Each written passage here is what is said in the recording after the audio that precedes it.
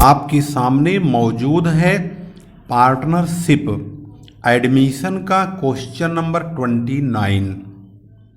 28 तक की वीडियोज आपके पास YouTube पर उपलब्ध हैं। आप प्लेलिस्ट का प्रयोग करके उस वीडियो को देख करके अपनी प्रॉब्लम सॉल्व कर सकते हैं।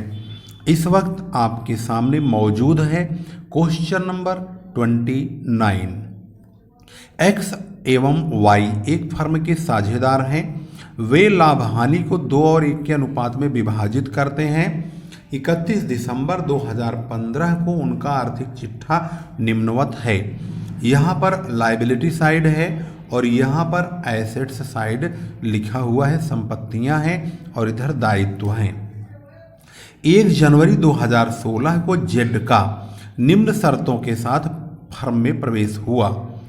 जब ये लोग साझेदारी में मिस्टर जेड को शामिल करते हैं तो जेड भावी लाभ के 1/4 हिस्से के लिए अपनी पूंजी के रूप में 25,000 रुपये लाएगा। मशीन का मूल्य बढ़ाकर 18,500 कर दिया गया। पहले यही मशीनरी 15,000 की थी, लेकिन अब 18,500 कर दिया गया, तो इसका मतलब 3,500 रुपये बढ़ गया। फर्नीचर का मूल्य 10% से ह्रासित किया जाए और देनदारों पर 5% संदिग्ध ऋणों के लिए प्रावधान किया जाए। फर्म की ख्याति 15,000 रुपये की आंकी गई। पुनर्मूल्यांकन खाता और नई फर्म का प्रारंभिक आर्थिक चिट्ठा बनाइए। क्वेश्चन में इतनी बातें कही गई हैं।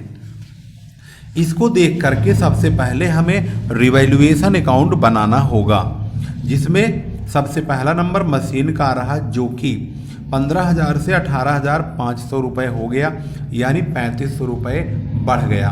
तो हम इसको रिवैल्यूएशन अकाउंट में बाई मशीनरी के नाम से लिखेंगे। इसके बाद दूसरा अमाउंट आता है, फर्नीचर का मूल्य 10% कम हो गया, तो फर्नीचर 18,000 का है और इसका 10% 800 रुपये होता है। इसे डेबिट साइड में लिखेंगे। इसके बाद देनदारों पर 5% बैड डेब्ट्स है। देनदार हमारे सामने 12,000 के हैं और इनका 5% 600 रुपये होता है। प्रोविजन फॉर डाउटफुल डेब्ट्स के नाम पे 600 रुपये लिखेंगे। 3,500 रुपये हमारा क्रेडिट में है, 1,400 रुपये डेबिट में है।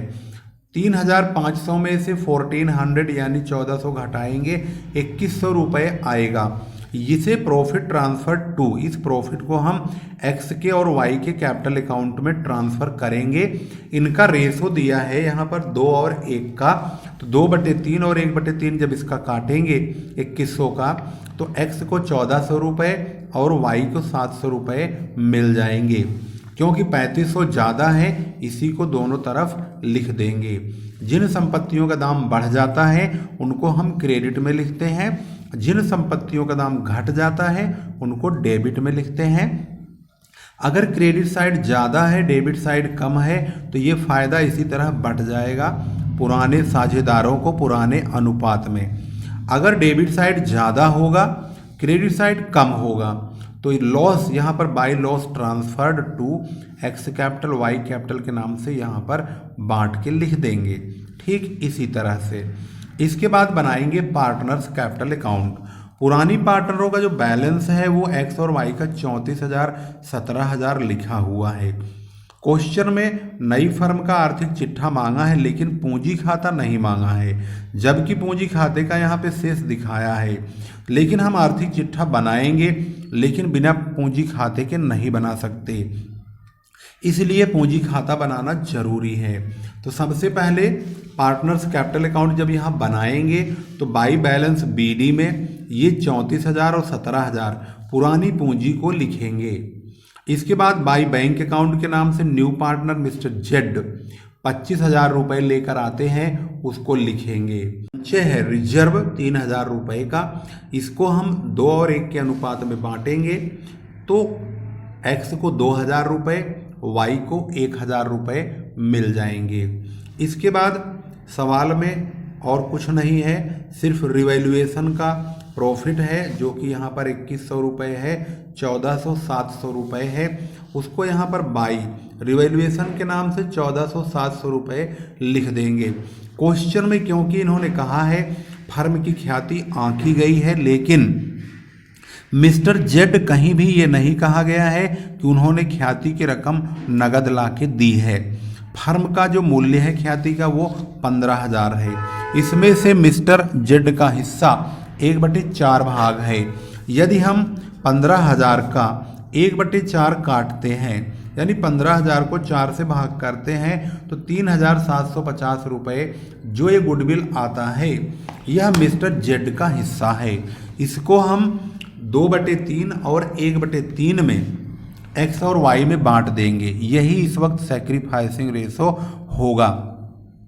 कुछ किताबों में जो न्यू पार्टनर आता है उसके खाते में से उसके हिस्से की ख्याति को निकाल करके पुराने साझेदारों को दे दिया जाता है, लेकिन कुछ किताबों में इसको न्यू पार्टनर के करेंट अकाउंट के नाम से यहाँ पर उसके हिस्से की ख्याति को बांट दिया जाता है। दोनों का मकसद एक ही है। यदि हम यहाँ पर करेंट अकाउंट के नाम से बांटेंगे तो ये रकम बैलेंस शीट में एसेट्स साइड में इसी जेड के करेंट अकाउंट के नाम से लिखना होगा। यदि ऐसा नहीं करते हैं तो हमें इस 3750 को जेड के खाते में से निकाल करके एक्स और वाई को जेड के नाम से 2500 और 1250 रुपये देना होगा। यानी 3,750 गुणा 2/3 और 3,750 गुणा 1/3 कर लेंगे तो यहाँ पर जेड के नाम से 2500 रुपये और 1250 रुपये आ जाएंगे। क्योंकि 2500 रुपये हमने एक्स को और वाई को दिया है, 1250 रुपये और 2500 रुपये, तो ये दोनों रकम जेड के यहाँ से 2x capital account 2y capital account के नाम से क्रमशः निकल जाएंगे, यानी डेबिट हो जाएगा। इसके बाद हम टोटल करेंगे। एक्स का टोटल 39,900 है, यही यहाँ भी लिखेंगे। बैलेंस सीडी में भी इसी को ही लिख देंगे। ऐसे ही वाई का टोटल 19,950 होगा, यहाँ कुछ घटाने को नहीं है तो 19,950 यहाँ भी होगा और यहाँ भी बैलेंस सीडी में भी लिख देंगे। जबकि जेड का टोटल 25,000 यहाँ है, यहाँ भी 25,000 होगा, लेकिन ये 3750 रुपये घटाया जाएगा और इसकी पूंजी 21,250 की हो जाएगी। इसके बाद बनाएंगे बैलेंस शीट। आपके सामने बैलेंस शीट मौजूद है।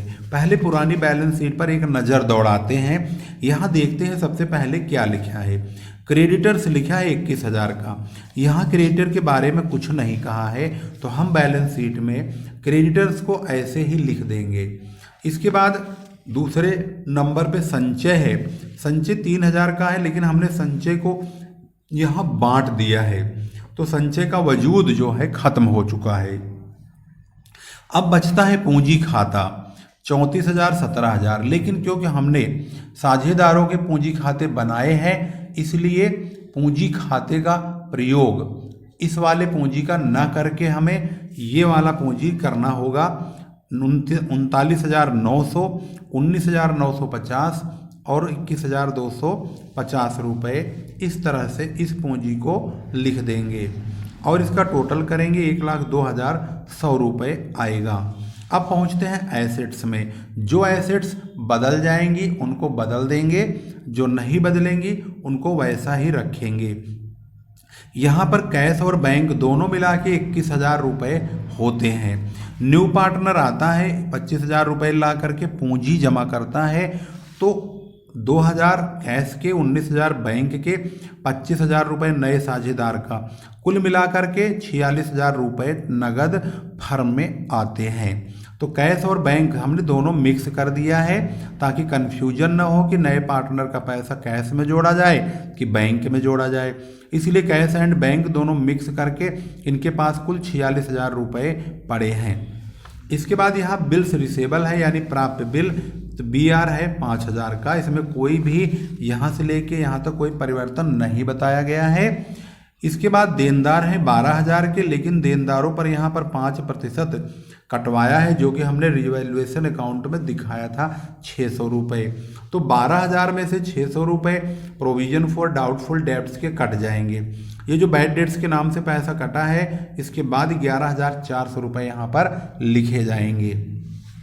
इसके बाद आता है स्टॉक। स्टॉक 14,000 का है। यहाँ स्टॉक के बारे में कुछ नहीं कहा है, तो हम पूरे 14,000 रुपये का स्टॉक लिख देंगे। इसके बाद फर्नीचर है 8,000 का, लेकिन फर्नीचर में 10% से यहाँ पर 800 रुपये हमने रिवैल्यूएशन अकाउंट में कम कर दिया है, तो 8,000 में से 800 कम करके 7200 रुपये लिखे जाएंगे। इसके बाद मशीनरी है 15,000 की।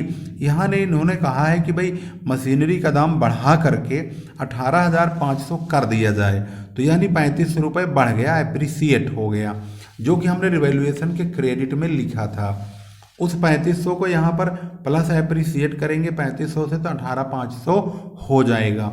इस प्रकार से बैलेंस शीट का टोटल 1,02,100 रुपये पूरी तरह से मैच हो जाएगा।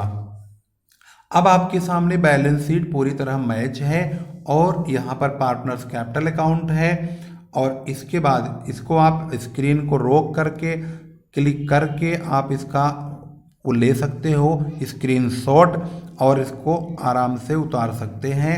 और इस तरह से आपके सामने क्वेश्चन नंबर 29 पूरी तरह से कंप्लीट हो जाएगा।